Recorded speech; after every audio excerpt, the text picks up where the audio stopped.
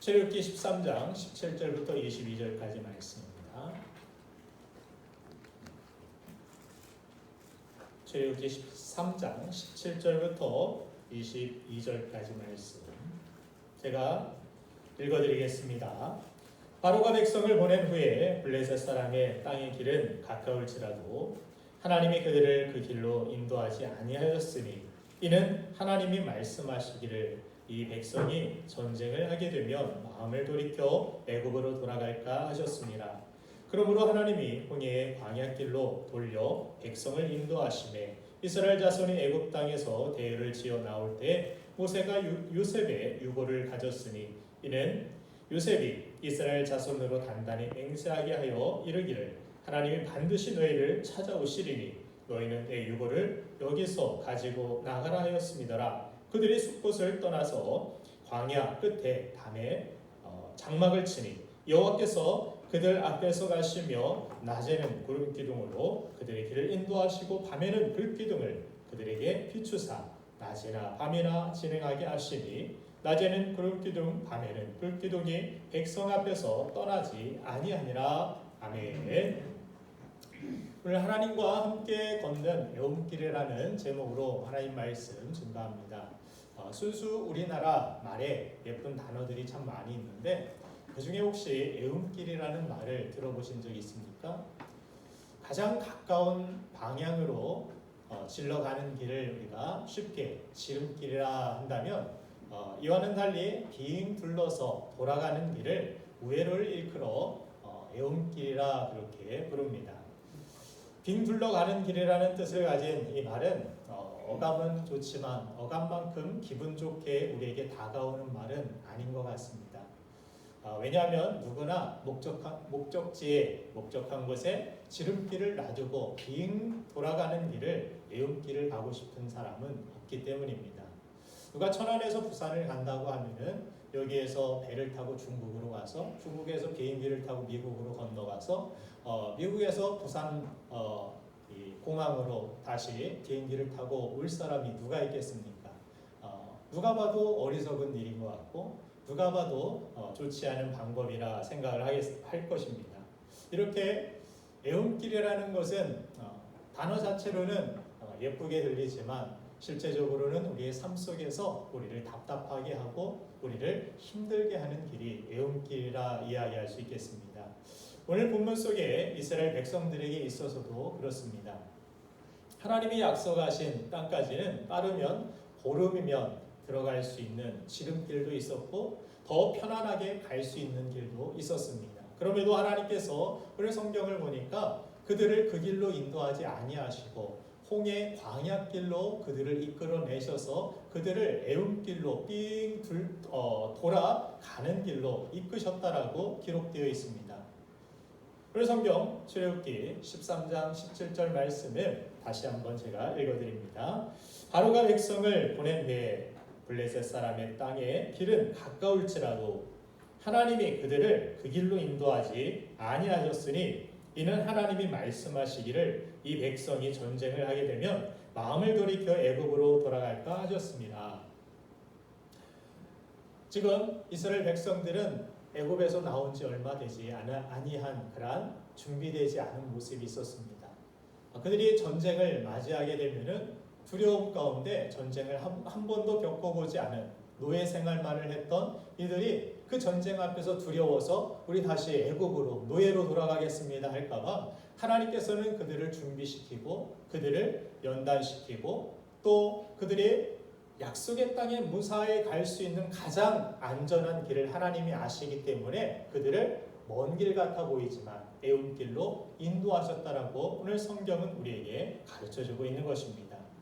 지금 이스라엘 백성들이 이집트에서 10번째 재앙이 벌어지고 난 후에 바로에게 쫓겨나듯 그렇게 준비 없이 나온 상황입니다. 하나님이 주시겠다라는 이 축복의 땅에 빨리 정착해서 안정된 삶을 살고픈 마음이 아마 간절했을 것입니다. 나에게도 이제 땅이 생기는구나. 나에게도 집이 생기는구나. 내가 농사할 수 있는 터전이 나에게 주어진다니 얼마나 큰 기적인가. 이런 기대감과 이런 생각 속에서 빨리 그곳에 가고 싶었는데 하나님께서 인도하시는 길을 가만히 보니까 블레셋 땅으로 바로 가는 것이 아니라 홍해 광야로 하나님께서 이끌어 가실 때 그들의 마음은 그 기대만큼 아마도 더 초조함과 답답함과 하나님을 원망하는 마음이 생기지 않았을까 그렇게 생각됩니다. 우리 인생길에도 이스라엘 백성들처럼 우리가 만나는 애움길이 있을 것입니다. 이번 코로나 사태가 장기화되면서 얼마나 지루하고 여러분들 답답하십니까? 기침이라도 한번 길을 걷다가 하면은 사람들이 나를 이상한 눈초리로 쳐다보는 그러한 상황 속에서 기침도 제대로 한번 마음 놓고 할 수도 없고, 식당에 먹을 때에도 조심스럽고, 그런 사람들이 모여 있는 곳을 꺼려하게 되고 답답한 그러한 상황 속에서 얼마나 어려움이 많이 있습니까? 이렇게 우리 나라 전체, 세계 전체적으로도 애움길과 같이 답답하고 우리가 원하는 바대로 빨리 이 모든 상황들이 진전되지 아니하는 그런 상황 속에서 우리는 답답함을 느낄 것입니다.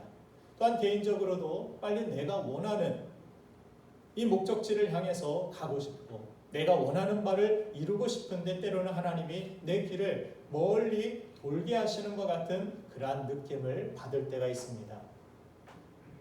기도하면 응답도 내게는 빨리 안 해주시는 것 같고, 남들은 뭔가 빨리빨리 잘 이루어내는 것 같은데 나는 뭔가 느리게 하는 것 같고, 거기에서 오는 조급함이, 답답함이 있을 수도 있다는 것입니다.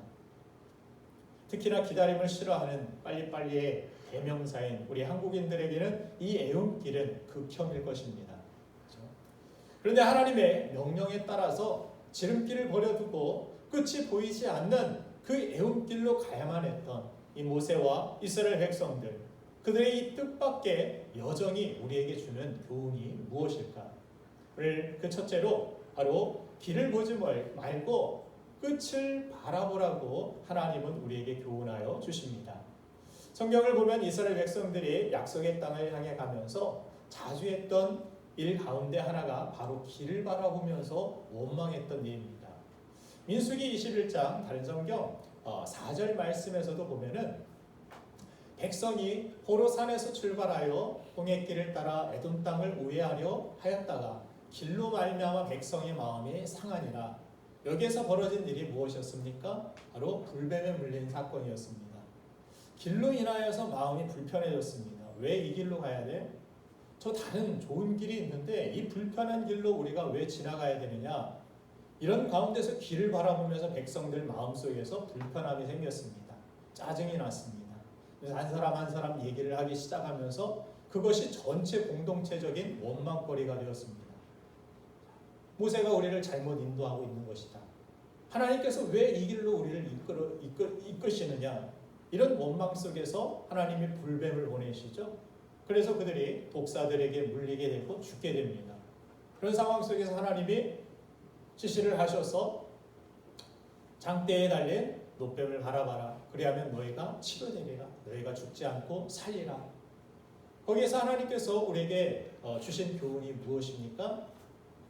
우리가 길을 바라보는 존재가 아니라 바로 하나님의 말씀을 따라서 하나님의 뜻을 따라서 길 끝을 바라보고 나아가는 존재가 되어야 된다는 것을 하나님은 교훈하여 주신 것입니다. 결국 그들이 진정 바라봐야 되는 곳은 길이 아니라 하나님 주신 약속이며 하나님 주신 축복이라는 사실을 우리는 깨닫습니다. 사람들은 다 잘 되기를 원하고 모두 복받기를 원할 것입니다. 그런데 실제로는 안 되는 길을 걸어가고 망할 길을 선택하는 경우들을 우리는 흔히 봅니다. 왜 우리는 이렇게 원함과 행동이 서로 다른 것입니까? 왜 원하는 것과 반대되는 길을 우리는 선택하며 살아갑니까? 그 단서를 산상수훈 예수님의 교훈에서 우리는 볼 수가 있는데, 마태복음 7장 13절부터 14절까지의 말씀을 제가 읽어드리겠습니다. 좁은 문으로 들어가라. 멸망으로 인도하는 문은 크고 그 길이 넓어 그리로 들어가는 자가 많고, 생명으로 인도하는 문은 좁고 길이 협착하여 찾는 자가 적음이라. 여기 신앙에 중요한 정의가 있습니다. 신앙은 실제로 자기가 걷는 길을 의미한다라는 것입니다. 여러분들은 어떤 길을 걸어가고 계시는 것 같습니까? 사람들은 생명이 좋은 줄 압니다. 천국이 좋은 것을 압니다. 천국 갈래 지옥 갈래 하면 누가 지옥 가고 싶다라는 사람이 있겠습니까? 이왕 갈 수만 있다라면 우리는 천국을 가고 싶어 할 것입니다. 복이 좋은 줄 알고 복 받는 삶을 살기를 원합니다. 근데 실제로는 전혀 반대의 길을 우리가 걸을 때가 많다라는 사실입니다. 왜 그렇습니까? 그 길 자체가 복된 길 같아 보이지 않기 때문입니다. 허술해 보이고 형편없어 보이고 우리가 뭐 기도한다고 되겠어? 우리가 뭐 예배 드린다고 되겠어? 믿음으로 산다라고 오히려 회사에서 직장에서 동료들에게 따가운 눈초리를 받고 믿음으로 산다고 해서 핍박을 안 받으면 다행이지 그나마. 길을 바라보면 너무나도 좁습니다. 복된 길 같아 보이지 않습니다. 당하는 길 같고 그렇죠? 비난받고 위협받고 고통스러운 그러한 길을 걸어가야 되는 그 길 자체만을 보면은 우리는 복된 길이라고 생각되지가 않는다라는 것입니다. 반대로 멸망으로 이끄는 길은 예수님께서 어떻게 말씀하셨습니까? 그 길이 크고 넓고 찾는 사람도 많기 때문에 소위 대세라고 불립니다. 사람들이 다 그 길이 성공의 길이라고 그렇게 살아야 된다라고 세상 사람들은 그렇게 달려가고 있다는 것입니다. 그렇기 때문에 자기가 보기에는 이건 성공의 길 같습니다. 멸망하는 길 같아 보이지가 않습니다. 사람들은 다 대부분 그렇게 사는 것 같습니다. 복된 길 같아 보입니다. 그렇게 나도 살아야 될 것 같습니다. 그래서 많은 사람들이 이 길을 따라가다가 결국 낭패를 보게 된다라고 주님은 말씀하여 주십니다. 여러분들 제가 그런 예화를 자주 드는데 비행기 1등석과 3등석 어느 비행기가 좋은 것입니까? 여러분들 1등석 비행기를 탈 수 있는 똑같은 가격에 그런 기회와 3등석 비행기를 탈 수 있는 그러한 선택의 기로에 여러분들이 서 있다라면 우리는 이왕이면 1등석 한번 타봐야지. 내가 언제 타보겠어? 이 가격에? 그래서 그 비행기를 탔는데 결국 1등석 비행기 그 좌석에 타고 가다가 비행기가 추락했다라면 그 길 끝에 결국 낭떠러지고 그 길 끝에 멸망이 있다라면 사망이 있다라면 1등석이 좋은 선택이라고 이야기할 사람은 아무도 없을 것입니다. 중요한 것은 안전하게 비행기는 목적지에 도착하는 데 있습니다.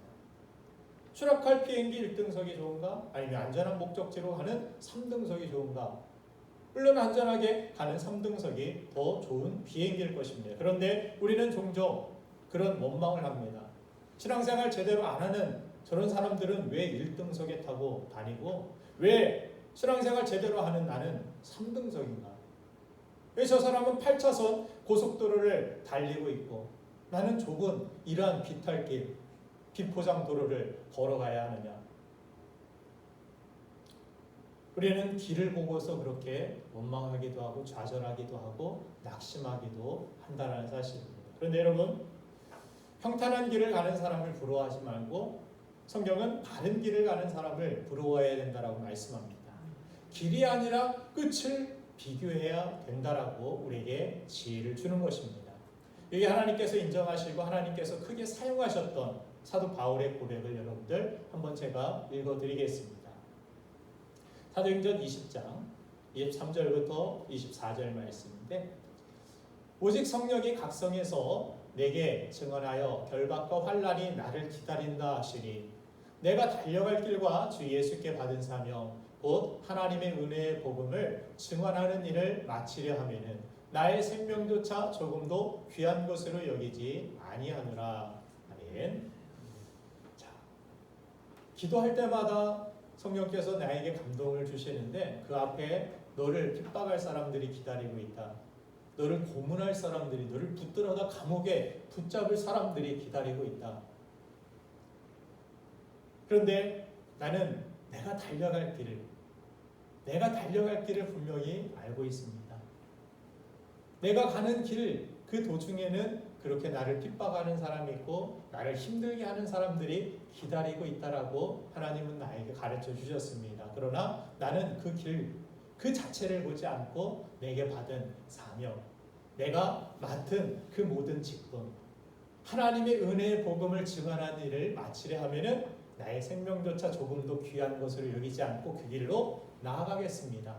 내가 설령 그 길을 가다가 좁은 길을 가다가 그 거친 길을 가다가 설령 죽는다 할지라도 내 마지막은 죽음, 고통, 실패 그것이 아니라 하나님께서 나를 인정해 주시고 하나님의 그 맡겨주신 사명을 잘 감당하였기 때문에 하나님 앞에서 나는 인정받는 삶, 영광받는 삶, 영원한 그러한 상급을 받는 거룩한 인생이기 때문에 나는 그것을 조금도 두려워하지 않습니다라고 사도 바울은 고백하고 믿음의 길로, 사명의 길로, 바른 길로 나아갈 수 있었음을 성경을 통해 우리는 깨닫게 되는 것입니다. 여러분들, 결국 신앙이라는 것은 그렇게 시각이 변화되는 것입니다. 신앙은 그렇게 멀리 보게 만드는 것이고, 그러나 반면에 불신앙이라는 것은 가까이 있는 것에만 매달리게 만드는 것입니다. 이 세상이 전부인 것처럼, 내가 지금 움켜쥐고 있는 것이 전부인 것처럼 그것을 붙드는 것이 불신앙입니다. 그러나 이것을 넘어서 더 멀리 보는 것, 길 끝을 바라볼 수 있는 것, 그것이 신앙이고, 그렇기 때문에 우리는 좋은 길을 찾기보다 좋은 끝을 찾는 사람이 되기를 간절히 소망합니다. 이스라엘 백성들이 가는 길은 분명 먼 예언길이었습니다. 그렇지만 하나님이 자기 백성을 배려하신 길이었고 하나님께서 그들을 그렇게 인도하신 후에 그들은 결국에는 약속하신 대로 약속의 땅, 젖과 꿀이 흐르는 가나안 땅의 축복을 누릴 수 있게 되었습니다. 사랑하는 여러분들, 오늘도 나의 인생 가운데 나는 왜 애운길을 지금 걷고 있습니까? 라는 답답함과 초조함이 있다면 더 이상 초조해하지 마시고 답답해하지 마시고 그 애운길이 나에게 하나님께서 인도하시고 예비하신 길이라면 그 길조차도 믿음으로 사도 바울처럼 나에게 맡겨주신 사명과 달려갈 길을 그 끝을 바라보고 달려갈 수 있는 우리가 되기를 간절히 축원합니다. 마지막으로 한 가지 더 여기에서 우리가 배울 수 있는 하나님의 교훈은 바로 길을 보지 말고 하나님이 함께 하심을 바라보라는 것입니다. 여러분들 기억하시길 바랍니다. 하나님과 함께하는 길은 상황이나 조건이나 상황에 관계없이 언제나 맞는 길이라는 사실을 기억하시길 바랍니다. 열왕기하 18장 7절 말씀에 어떤 말씀이 있느냐면 여호와께서 그와 함께 하심에 그가 어디로 가든지 형통하였더라, 이렇게 성경이 기록하고 있는 것을 봅니다. 성경에서 형통이라는 단어와 항상 따라오는 단어가 있는데 그것은 바로 하나님이 함께 하심이, 여호와께서 함께 하심이. 요셉의 인생 가운데서도 창세기 39장 2절 후에 계속해서 보면은 여호와께서 요셉과 함께 하심으로 그가 형통한 자가 되어, 이렇게 기록되고 있는 것을 봅니다. 그런데 그 상황들을 보면은 그 길 자체만을 보면은 요셉의 길을 누가 복된 길이라고 그 상황만을 본다라면, 단편적으로 그 부분만 잘라서 본다라면 그렇게 복된 길이라고 볼 수 있는 사람이 누가 있겠습니까? 정직하게 살았는데, 믿음으로 살았는데, 정말 최선을 다해 살았는데 나에게 돌아오는 것이 배신이고 아픔이고 그렇게 감옥에 갇히는 그런 상황들을 바라보면서 하나님 믿어도 소용없네, 주변 사람들이 아마 그렇게 생각했을지 모릅니다. 다른 사람들처럼 그렇게 세상의 방법들을 사용하지 않고 오직 하나님 말씀대로 나는 순전하게 믿음을 지키고 내 자신을 지키며 그렇게 살려고 애썼던 그의 삶의 자체, 그 길 자체만을 봤을 때는, 믿음의 시선으로 봤을 때는 우리가 다 알고 나니까 그 길이 정말 믿음의 길이었고 형통의 길이었고 복된 길이었다 알지만, 그러나 그 상황만을 봤을 때는 정말 힘든 길이었고 어려운 길이었고 망하는 길같이 보였을 것입니다. 그러나 요셉의 인생, 감옥에서도 하나님께서 그와 함께 하셔서 그것이 형통이었다라고 그에게 말씀하십니다. 그래서 내가 만사 형통이다 뭐 이렇게 이야기하는 것은 그냥 상황, 잠시 잠깐의 길이 좋아지는 것을 의미하는 것이 아니라 하나님이 지금 나와 함께 하십니다. 내가 지금 하나님 편에 서 있는 거예요. 여러분들 오늘 시간 여러분들 결단하실 바랍니다. 내가 이전까지는 하나님을 멀찌감치 그렇게 바라보며 멀리 있는 대상으로 그렇게 알며 살았다라면 이제 내 삶 속에 내 안에 함께 하신 하나님과 내가 동행하는 삶을 살아가겠습니다. 그 하나님께서 나를 그 애웃길 가운데서도 인도하여 주실 것이며 나를 지켜주실 것이며 나를 형통하게 하여 주실 것을 믿고 모든 것을 합력하여 선을 이루시는 하나님과 함께하는 저와 여러분들 되기를 간절히 소망합니다. 자, 오늘 성경 본문에도 보면 하나님의 함께하심을 어떤 모습으로 비춰주고 있느냐면 21절 이후에 보면은 여호와께서 그들 앞에서 가시며 낮에는 구름 기둥으로 그들의 길을 인도하시고 밤에는 불 기둥을 그들에게 비추사 낮이나 밤이나 진행하게 하시니 낮에는 구름 기둥 밤에는 불 기둥이 백성 앞에서 떠나지 아니하니라. 자, 하나님의 약속을 가지고 하나님의 말씀을 가지고 그 애움길을 간다라면 하나님은 반드시 여러분들을 인도하십니다. 반드시 하나님은 말씀하신 대로 말씀 가지고서 순종하고 믿음의 길을 여러분들이 걸어간다라면 하나님의 이름을 거시고 여러분들을 지키시기로 하나님은 약속하셨습니다. 순종에는 말씀에 대한 순종에는 하나님의 책임이 따른다라고 지난번에 말씀드린 적이 있습니다. 하나님이 하셨기 때문에 Made in heaven.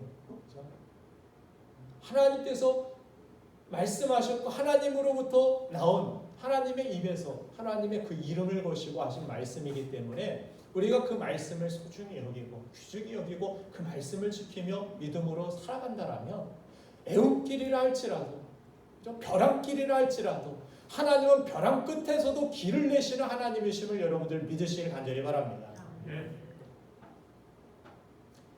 여기서 우리가 함께 아까 읽었던 본 말씀에서 좀 특이한 점이라 할 수 있다라면 애굽을 급히 떠나야 하는 정말 서둘리 그 땅을 떠나야 하는 약속의 땅으로 건너가야 되는데 하나님은 약속하신 그 말씀의 어떤 상징적인 언약의 상징이 되는 요셉의 유고를 챙겨가는 그러한 모습을 오늘 성경을 통해 우리에게 보여주고 계십니다.